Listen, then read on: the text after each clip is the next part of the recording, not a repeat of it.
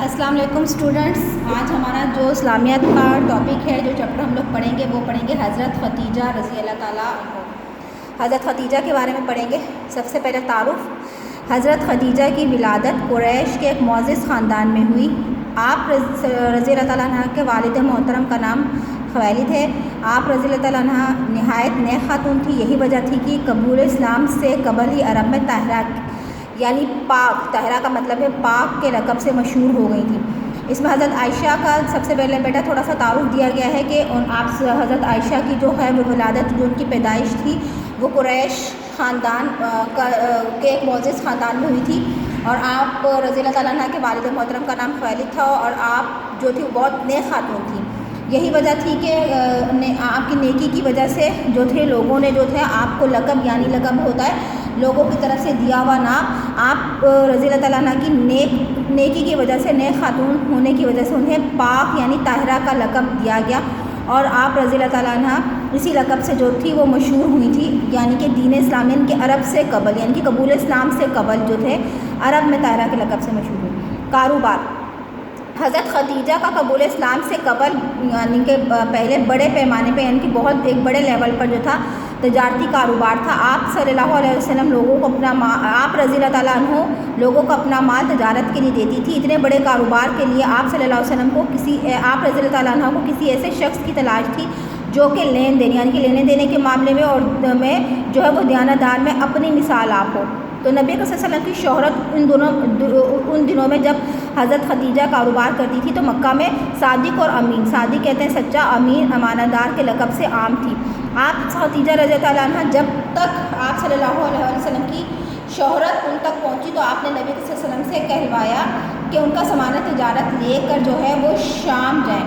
تو آپ صلی اللہ علیہ وسلم نے پیشکش قبول فرمائی، تجارتی قافلے کے ساتھ سامان لے کر شام کی طرف روانہ ہوئے۔ حضرت ختیجہ نے جاتے وقت اپنا غلام میسرہ بھی قافلے کے ساتھ بھیجا۔ آپ صلی اللہ علیہ وسلم نے وہ سامان تجارت بہتر منافع پر فروخت کیا اور واپس مکہ مکرمہ تشریف لیے۔ یعنی کہ یہاں پر اب حضرت ختیجہ رضی اللہ تعالیٰ عنہ کے کاروبار کی بات کی جا رہی ہے۔ حضرت ختیجہ کا شمار جو ہے مکہ میں، یعنی کہ دین اسلام سے قبل جو تھے وہ امیر ترین خواتین، امیر ترین لوگوں میں جو تھا ان کا شمار ہوتا تھا، اور ان کا کاروبار بہت وسیع پیمانے پر، بہت بڑے لیول پر تھا۔ تو اس میں جو تھے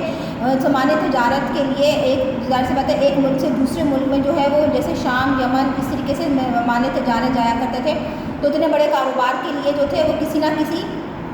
شخص کے تھرو جو تھے وہ لین دین کا معاملہ کرتے تھے۔ تو آپ رضی اللہ تعالیٰ عنہ کو اسی طریقے سے لین دین اور دیانتداری میں جو تھا ایک کسی ایسے شخص کی تلاش تھی جو امانت دار بھی ہو، دیانتدار بھی ہو، اور لین دین کے معاملات کو اچھی طریقے سے جو ہے وہ سر انجام دے سکے۔ تو اس وقت حضرت محمد صلی اللہ علیہ وسلم جو تھے وہ اس دنوں مکہ میں صادق اور امین، یعنی کہ آپ صلی اللہ علیہ وسلم سچے اور امانت دار کے لقب سے بہت عام تھے، مشہور تھے، اور یہ لقب لوگوں نے دیا تھا کیونکہ آپ صلی اللہ علیہ وسلم سچے تھے، ایماندار تھے، تو اکثر لوگ اپنی امانتیں ان کے پاس رکھاتے تھے۔ جب ان کی شہرت کی خبر، آپ صلی اللہ علیہ وسلم کی شہرت کی خبر حضرت ختیجہ کو پہنچی تو انہوں نے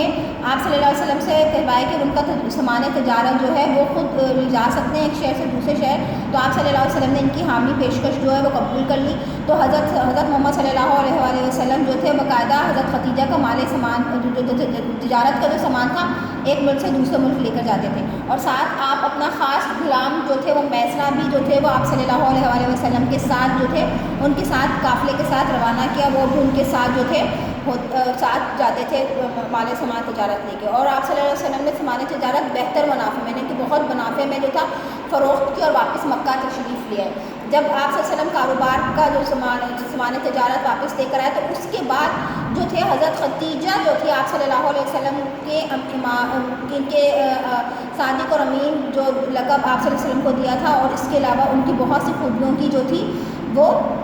ان سے اتنی زیادہ متاثر ہوئی تو انہوں نے اپنے غلام میسرہ کے تھرو جو تھے وہ باقاعدہ نکاح کا پیغام جو تھا حضرت ختیجہ نے آپ صلی اللہ علیہ وسلم کے پاس بھجوایا۔ میسرہ غلام جو قافلے میں نبی صلی اللہ علیہ وسلم کے ساتھ تھا، انہوں نے واپسی پر آپ صلی اللہ علیہ وسلم کی دیانت، امانت، پاکیزگی اور اعلیٰ کردار کی تعریف حضرت ختیجہ سے بیان کی۔ جب اتنے سارے اوصاف حضرت محمد صلی اللہ علیہ وسلم کے حضرت ختیجہ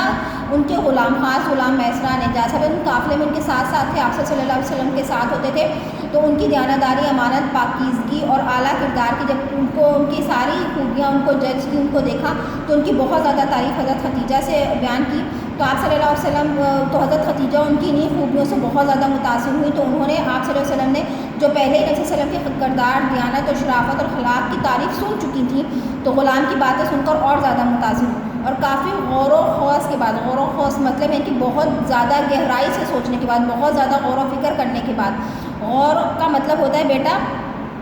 فکر یا گہرائی، اور خوض کا مطلب ہوتا ہے سوچنا، یعنی کہ بہت زیادہ گہرائی میں سوچنے کے بعد حضرت ختیجہ نے حضرت صلی اللہ علیہ وسلم کو شادی کا پیغام بھیجا، جسے آپ صلی اللہ علیہ وسلم نے اپنے چچا حضرت ابو طالب سے مشورہ کرنے کے بعد قبول فرما دیا۔ آپ صلی اللہ علیہ وسلم کا نکاح حضرت ابو طالب نے ہی پڑھایا۔ نکاح کے وقت حضرت ختیجہ کی عمر 40 سال اور آپ صلی اللہ علیہ وسلم کی عمر مبارک 25 سال تھی۔ تو جب حضرت ختیجہ جو پہلے ہی آپ صلی اللہ علیہ وسلم کی اتنی تعریفیں سن چکی تھی، جب انہوں نے اپنے خاص غلام میسرہ سے حضرت آپ صلی اللہ علیہ وسلم کی تعریف سنی اور ان کی باتیں سنی، تو اتنی زیادہ متاثر ہوئی کہ بہت زیادہ سوچ غور و فکر کرنے کے بعد حضرت ختیجہ نے جو تھا نکاح کا پیغام جو ہے آپ صلی اللہ علیہ وسلم کے پاس بھیجا۔ تو آپ صلی اللہ علیہ وسلم نے اپنے چچا حضرت ابو طالب سے مشورہ کیا، تو حضرت ابو طالب نے جو تھے اس نکاح کو قبول کیا، اور حضرت ختیجہ کو اور آپ صلی اللہ علیہ وسلم کا نکاح آپ کے چچا حضرت ابو طالب نے خود پڑھایا، اور اس وقت حضرت ختیجہ کی عمر 40 سال تھی اور آپ صلی اللہ علیہ وسلم کی عمر مبارک 25 سال تھی۔ اس طریقے سے حضرت ختیجہ اور آپ صلی اللہ علیہ وسلم کا نکاح جو ہوا۔ اب آ جاتا ہے حضرت ختیجہ کے کردار اور سیرت، یعنی کہ حضرت ختیجہ کا کردار اور سیرت کس کردار اور سیرت کی مالک تھی۔ نکاح کے وقت حضرت ختیجہ کے کردار اور سیرت میں مزید نکھار پیدا ہو گئے۔ جب آپ صلی اللہ علیہ وسلم کی نکاح میں اس کے بعد کی بات کی جا رہی ہے، پیدا ہوا، آپ صلی اللہ علیہ وسلم نے اسلام کے لیے اپنی تمام تر دولت اور جائیداد وقف کر دی، وقف کرنا کہ اس چیز اسلام کے نام کر دی۔ حضرت ختیجہ اسلام کی وہ واحدہ خاتون تھی جنہوں نے سب سے پہلے اسلام قبول کیا۔ تبلیغ اسلام کے سلسلے میں مشرکین مکہ کا ظلم و جبر اور سختیاں بھی برداشت کی، اور ساتھ ہی ایک وفا شعاع رفیقہ حیات کا کردار نہایت خوبی سے نبھاتی رہی۔ حضرت علی سے روایت ہے کہ میں نے رسول صلی اللہ علیہ وسلم سے سنا ہے کہ سب سے زیادہ شرف اور فضیلت والی عورت مریم بنت عمران ہے، اور سب سے زیادہ شرف اور فضیلت والی عورت ختیجہ بنت خویلد ہے۔ اہل قریش نے جب نبی صلی اللہ علیہ وسلم اور آپ خاندان کے لوگوں کو شب ابی طالب میں محصور کیا اور ان سے قطع تعلق کر لیا، تو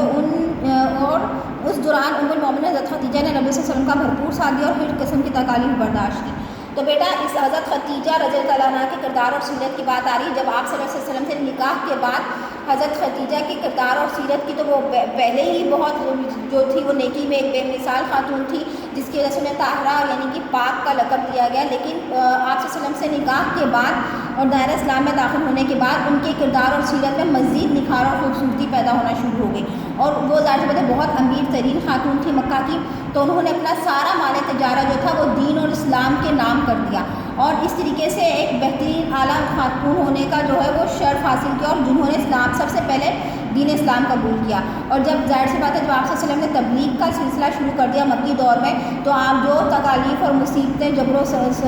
ظلم و ستم، سختیاں کفار و مشرکین کی جو ہے وہ برداشت کی، اور اسی طریقے سے شب بن ابی طالب نے جب ان لوگوں کو محصور کر لیا اور ان سے قطع تعلق کر لیا، تو اس سب چیزوں میں بیٹا آپ صلی اللہ علیہ وسلم کی شانہ بشانہ آپ صلی اللہ علیہ وسلم کی رفیقہ حیات بیوی کو کہتے ہیں وفا شعار، یعنی کہ پوری وفاداری کے ساتھ جو ہے وہ آپ صلی اللہ علیہ وسلم کے ساتھ تمام تر سختیاں، تمام تر ظلم و ستم اور شیب بن ابی طالب کی وہ سختیاں، اور جب انہوں نے قطع تعلق کر لیا، ان سب صورتحال میں جو تھے انہوں نے آپ صلی اللہ علیہ وسلم کا بھرپور ساتھ دیا، اور ہر طرح کا ظلم و ستم برداشت کیا، اور ہر طرح کی تکالیف جو ہے نبی صلی اللہ علیہ وسلم کے ساتھ سہتی رہی اور برداشت کرتی نہیں، صرف اور صرف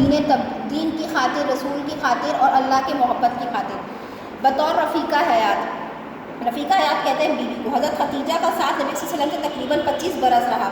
25 سال تک آپ صلی اللہ علیہ وسلم اور حضرت ختیجہ کا ساتھ رہا۔ نبوت کے 10ویں سال جب حضرت ختیجہ کی عمر 65 سال 65 تھی، تو آپ صلی اللہ علیہ وسلم رضی اللہ تعالیٰ عنہ کا انتقال ہوا۔ اسی سال آپ کے چچا حضرت ابو طالب کا بھی انتقال ہوا۔ ان دونوں ہستیوں کے انتقال کی وجہ سے آپ بہت رنجیدہ یعنی غمزدہ ہو گئے، اور اس سال کو جو ہے عام الحزن یعنی غم کا سال قرار دیا گیا۔ حضرت ختیجہ کا مرتبہ اسلام میں بلند حیثیت رکھتا ہے۔ آپ صلی اللہ علیہ وسلم کو کئی امتیازات ہونے کے ساتھ ساتھ ایک منفرد امتیاز یہ تھا کہ نبی صلی اللہ علیہ وسلم کی تمام اولاد سوائے حضرت ابراہیم علیہ رضی اللہ عنہ کے حضرت ختیجہ کے بدن، یعنی کہ بدن کہتے ہیں پیٹ جسم سے پیدا ہوئی، ہمیں سے سبق ملا کہ دین اسلام کی ترویج اور اعلی کلمۃ اللہ کے سلسلے میں اگر تکالیف اور مصائب آ جائے تو ان کو حوصلے سے برداشت کرتے رہو، ان پر صبر کرو، اسلام کی راہ میں ہم ہر چیز کو قربان کرنے کے لیے تیار ہو جائیں، اسی صورت میں ہماری دنیاوی اور اخروی فلاح یعنی کامیاب ہے۔ کامیابی ہے۔ اب حضرت خدیجہ کا بطور رفیقہ حیات یہ ہے کہ آپ صلی اللہ علیہ وسلم حضرت خدیجہ کا نکاح ان کا ساتھ 25 سال رہا، اور جب آپ صلی اللہ علیہ وسلم نبوت کے 10ویں سال میں ہوئے، 10واں سال شروع ہوا، تب حضرت خدیجہ اور آپ کے چچا دونوں کا اسی سال انتقال ہو گیا تھا، جو سال بہت زیادہ جو ہے وہ آپ صلی اللہ علیہ وسلم جب ان دو